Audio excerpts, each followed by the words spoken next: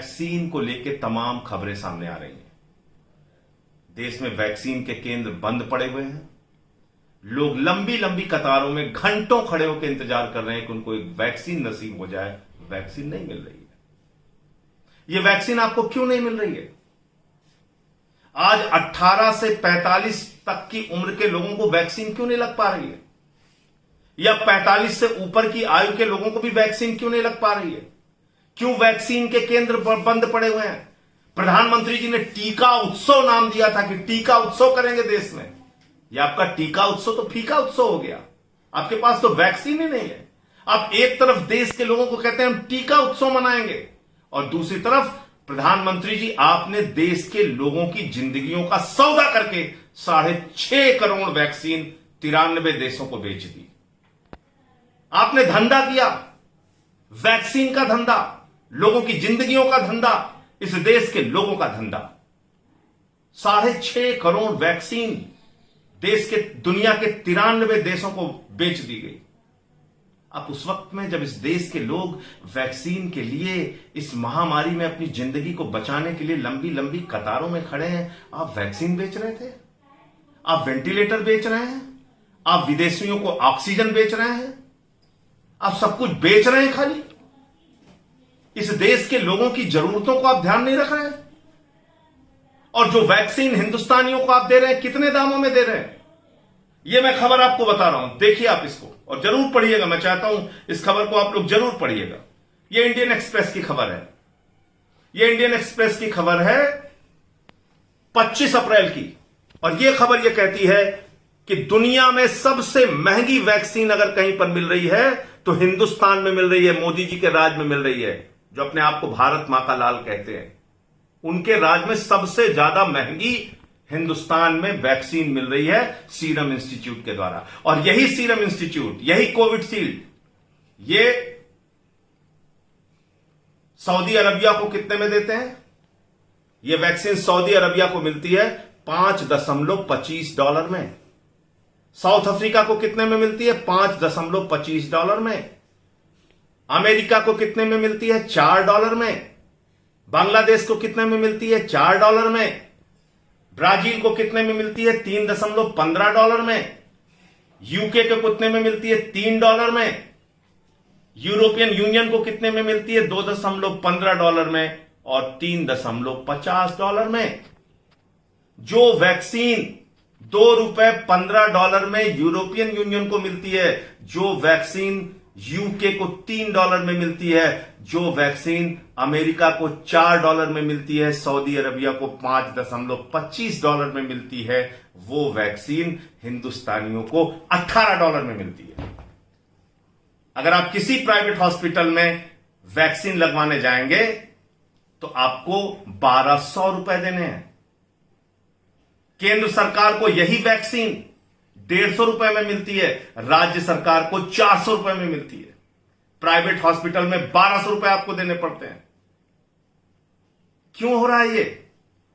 और बार बार आपके साथ ही क्यों होता है ये?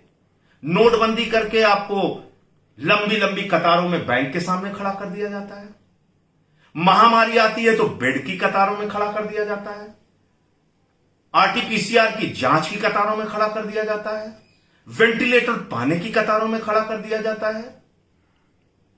और तो और आपके घर में किसी की मृत्यु हो जाए तो शमशान की कतारों में खड़ा कर दिया जाता है। अब तो शमशान भी नसीब नहीं हो रहा है आपको।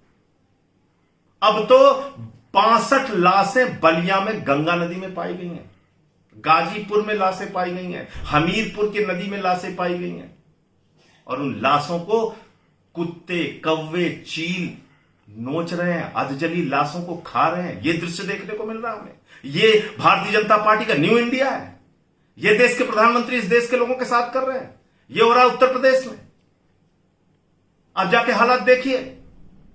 गोरखपुर मेडिकल कॉलेज के सामने एक मजबूर भाई अपने भाई को कंधे पे लाद के, उसको स्ट्रेचर नसीब नहीं होता, मेडिकल कॉलेज में लेके जाता है। वहां पर उसकी मृत्यु इमरजेंसी के रिसेप्शन पे हो जाती है। ये हो रहा है, ये हकीकत है। जागिए आप, जागना पड़ेगा आपको।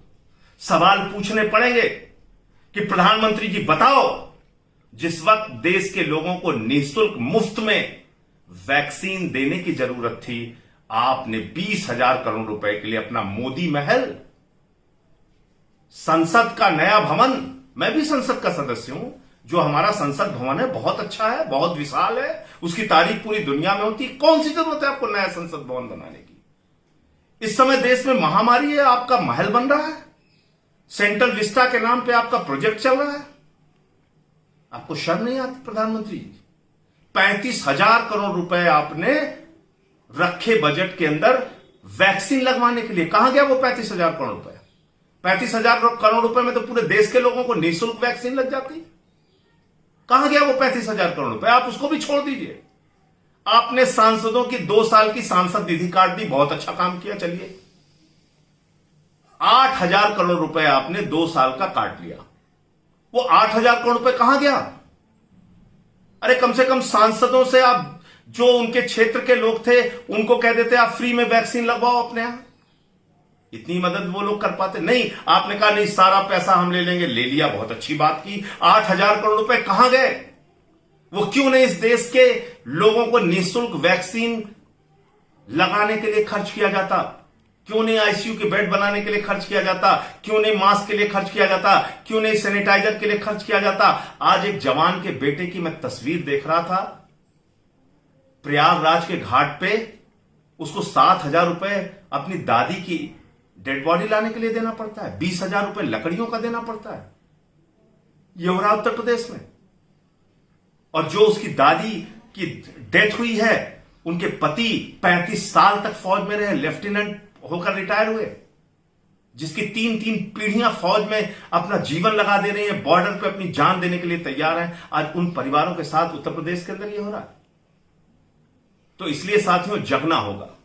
सवाल पूछने पड़ेंगे कि बलिया के अंदर 62 लाशें गंगा नदी में क्यों मिली? गाजीपुर में लाशें क्यों मिली? हमीरपुर में नदियों में लाशें क्यों मिली? क्या कोविड से मरने वाले भाइयों को कफन नसीब नहीं होना चाहिए? अंतिम संस्कार की व्यवस्था नहीं होनी चाहिए? उनको शमशान भी नसीब नहीं हो? तुम तो शमशान बनाने की बात कर रहे थे। तुम तो कह रहे थे शमशान बनाना है, शमशान बनाना। अब तो तुम शमशान भी नहीं दे पा रहे हो लोगों को। शर्म आती है। उठिए, जागिए। इस सरकार पर जो बेशर्म हो चुकी है, उससे सवाल पूछिए। इंकलाब जिंदाबाद।